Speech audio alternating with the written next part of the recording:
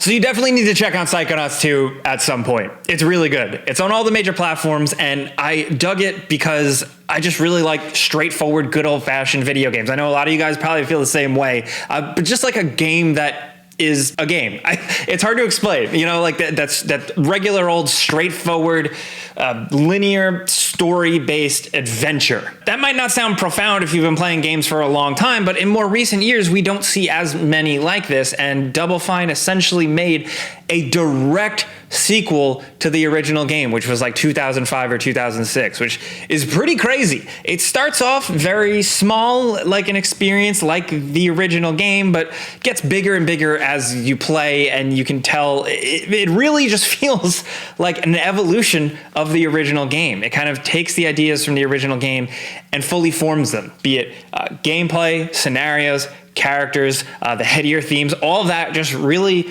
comes together. And I've answered this a lot already, but I don't think you need to play the original. I revisited it, and it is a little rough, especially towards the end. There's some sections that are like, it's rough, but like at the same time, all the stuff, like the humor, the story it's trying to tell, the vibe, the aesthetic, like all of that holds up. You can tell what they're going for totally fine. And it does help jumping from that into the new one. But if you don't, at the end of the day, they do a good job of catching you up and explaining you this whole world. And it's a really good world. It's one that I didn't think I would really learn to love, but I did, especially after like revisiting the original game and then playing this. I really like it. You know, you might look at it at a glance and then just totally write it off as being a specific thing because of its art style, but it's really not. It's very much its own thing now. After spending hours and hours and hours in these worlds, Psychonauts 2 is really creative, really unique, and just like really, I don't want to say like smart, like super smart, but it kind of is in the way that it comes off zany and whimsical and weird and trippy and goofy and a little creepy. But it gets much smarter than that because part of the structure around this that really works is the framework of the original people that founded the Psychonauts. Like, so the people that Raz looks up to, and you see them at various points throughout the game. A lot of the plot is connected around them, and also a really, really compelling villain, and it deals with really, really human concepts where like these are goofy, wacky, Doc Brown-esque, quirky people, and the villain is like a big, evil, dark thing, but the actual interactions between them, the history behind them, and the history of the Psychonauts as an organization really feels distinctly human, like super human, and not goofy cartoon. And the way it's portrayed and the way it's just like sprinkled throughout there just made me so hooked on seeing it to the end. You know, it's very much might seem like a lighthearted kid thing, you know, for fans of cartoons and stuff like that. And it is on the one hand, but then it deals with such intense themes, and some of the stuff that it does with the characters is a bit more subtle because specifically the whole game is centered around the brain, the human mind. The Psychonauts, of course, they're like these secret agents that have special mental abilities. They can jump into people's minds and do things. And what comes with that is a tale that, you know, deals with people's personalities. And these goofy cartoon characters that you see at first glance, you really, every time you jump into one of their minds or do a sequence, you really learn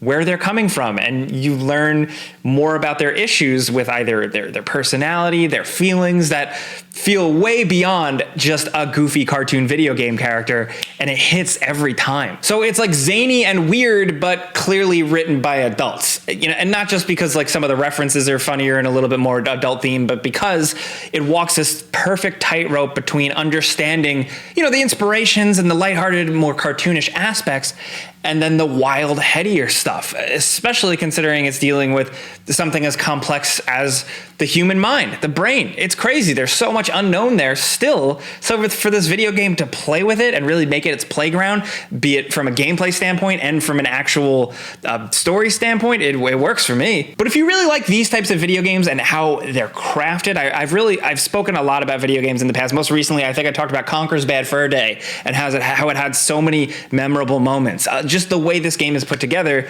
it's built for that. It's paced so you're always jumping into a new area. You're always going through a new thing, a new mission. You're jumping into this person's brain. You're dealing with this person's fears. You're dealing with this person's ambitions, and every single aspect of it is totally different. While you're platforming and you're fighting enemies and you're doing puzzles and stuff throughout the game, the situations that they put you in are all completely different. And there are some moments that are like downright shocking. I don't mean shocking from like a wow, like a gore, but just from what the game presents you with and the scale it goes. Like I said at the start of this video, you know, like it starts off like a very small feeling game, a sequel to an old ass Xbox PlayStation 2 game. But then from there, you can see where the technology comes in and where things are blown out a little bigger. The game also does a good job of giving you a little bit of room to just kind of like mess around and bop around and explore the worlds and talk to the characters. There's a lot of dialogue. There's a lot of conversations. There's a lot of cutscenes, which might seem unexpected for like a goofy platformer, but it all really works because all of the elements feel handcrafted and like there's a lot of care. And then the music, dude, oh my god, I didn't even get to talk about the music and I'm running out of time. The original game and this one, but this one in particular, it really has some incredible music for all of its sequences, jumps around a little bit between some different genres, but the overall theme. So back up, the composer is Peter McConnell, who also did a lot of the Sly Cooper games, and he's been working heavily in video game music since the LucasArts days. He's always taken inspirations from a lot of different places, but when I listen to the Psychonauts music, I hear kind of like the Giacchino music in The Incredibles, which in turn, like he was inspired by John Barry. John Barry did a ton of movie scores, but I kind of always know him for really establishing like that like cool 60s future action vibe. Think like he did on Her Majesty's Secret Service, one of the original James Bond movies. The theme for that kind of really inspired so many things, and you hear a lot of echoes in that in this. You like the big band, but the weirdness to it, the funkiness to it, the 60s-ness to it. And then of course with Psychonauts there's also a dash of like creepiness and spookiness to it. It's just perfect. Now it's really interesting how much it is actually like the original game, down to the flow of how you upgrade your character. A lot of that is the same, down to like when you get a new ability and there's like this screen with Raz standing on top of a podium. That stuff is the same. It's amazing how they just went for it. They're like, let's just make another one. Who cares if like 15 years has passed. So with that, you have like an action platformer. You have a bunch of abilities. You can jump, you can double jump, you can glide, you can do mind blasts, you can kind of grapple. You can do all of these things in combat and just in the environment through puzzles and stuff, which is really good how that works together. It's very creative, but it also can still feel a little old, but not necessarily in a bad way. You know, like it's not like busted or crusty. It just doesn't feel like a billion-dollar crazy thing like Ratchet and Clank Rift Apart. And I'm not necessarily comparing them because I think there's a time and place for different things. And what I'm really getting out of the experience of Psychonauts is totally different from a game like Ratchet and Clank. I think it also shows, and I know it took a very long time and a lot of different things to get this game out the door, but like you can make a fun, varied platform action adventure game with tons of crazy set pieces and a constantly moving thing without having the most cutting edge graphics and the most money in the world. There's still room for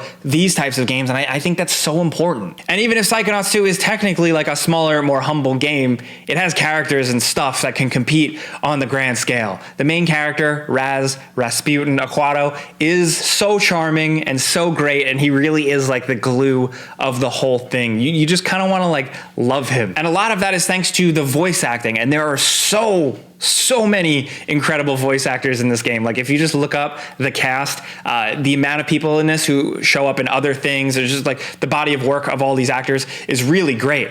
Jack Black also even is in it and does a really great job in a specific sequence. There are sequences in this game, one in particular that kind of deals with like the 60s psychedelic drug-induced like woo thing, which we've seen a million times in movies, games, whatever. I think Psychonauts 2 did it probably up there as one of the best ones. So really, if I can impart anything on this, it's just like the game is great in a lot of ways. When you're just jumping around doing video game stuff, whacking enemies, it's a blast. When you're doing a really well together constructed mission where you're jumping around between different things, you're jumping in people's brains, you're getting a split screen effect where other people are talking to or narrating, and there's all these crazy things going on screen, or there's quiet moments where you're literally just getting to know a character. And at the end of the day, like the theme with a lot of this is just like, what's wrong with them? Everybody has something wrong with them. All of it, I think, is well worth it. And even if, you know, you can't run out right now and buy this game for full price, I still think it should be supported. I think we need more games like this. And like I said, it took a really long time for this game. Like it was first initially announced as a thing with like a crowdfunding thing, like 2015. It's been a long road to get here, and I think it's worth it. I actually don't play a lot of Double Fine games. I'm obviously a fan of like Tim Schafer's history of LucasArts and stuff like that, but this retroactively made me more interested in checking out more Double Fine games. But it's just the right amount of like heady and sweet and fun and goofy and charming, and a little sad that I just think if you work your way through it, you know, you hop in and play through a little bit every night, you're gonna have a good time. So Psychonauts 2, have you been playing it? Where have you been playing it? And what do you think? I want to know who your favorite character is, because there is a lot. The Psychonauts 2 throws a lot of characters at you, a lot of new ones, a lot of old ones. So I want to know your favorite characters. I want to know your favorite area. Try not to really spoil anything too big in the comments, though, for people who haven't played it yet, definitely. But I want to know what you think, because this game, like, I mean, I'm going to put this video out. You see it a lot out there. I haven't seen a lot of people talking about it. I haven't seen it getting a lot of views on YouTube, but I think it's worth highlighting and sharing with other people you know that like Psychonauts. Tell them about it. Because while some people might not find it completely perfect, you can't argue that it's just like good old video game soul food. It's like comfort food. It's relaxing. It's great. But I've gushed about this for too long. You know what I'm trying to do here. Talk about stuff I love. And I love Psychonauts. So let me know what you think, like I said. And if you enjoyed this video and you want to have my back here, all you got to do is click the like button. I would really appreciate that. But thank you guys for listening to me and watching and hanging out. I'm Jake Baldino. You can subscribe because video games. Pizza's on me.